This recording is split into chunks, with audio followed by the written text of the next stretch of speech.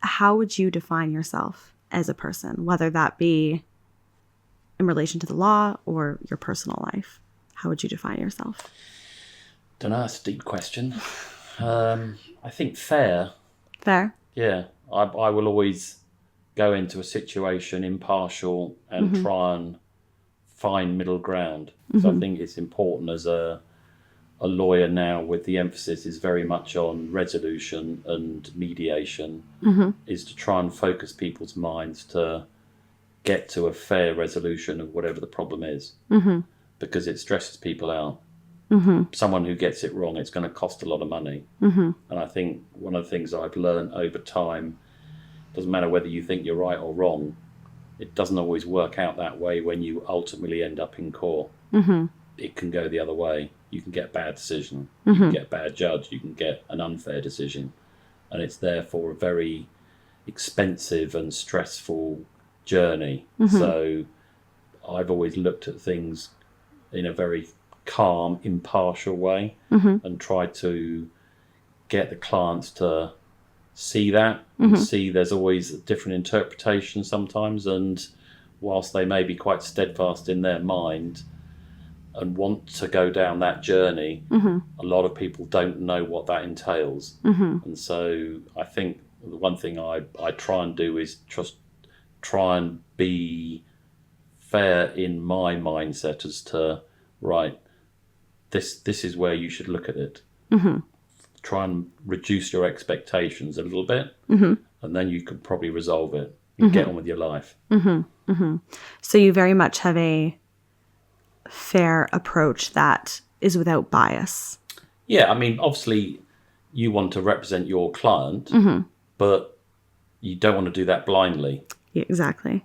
You know, so some of my clients are very successful people and very demanding, but it doesn't mean they're always 100% right in what they think their case is going to pan out to be at a trial.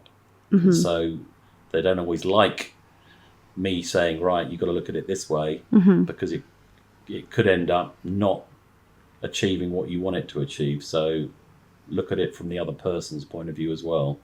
Do you think that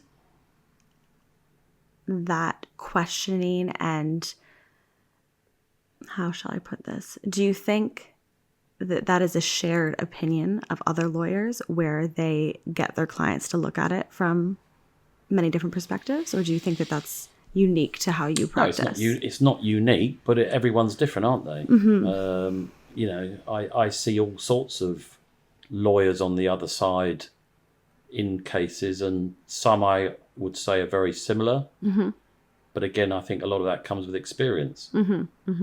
I think a lot of younger lawyers are under pressure, probably potentially feel pressured by their client to achieve what may be unachievable, and therefore don't always look at it straight away from a commercial aspect, just sticking to the technical side of the law.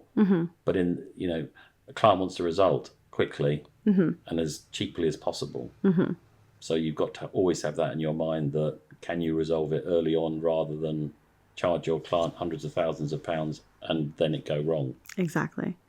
And did you ever, when you were younger practicing, did you ever feel the pressure from clients, or have you always been able to maintain that? No, 100% you feel pressure from clients. I still feel pressure from clients today, but I know how to manage myself to manage them. So I think it's looking at yourself first. Interesting.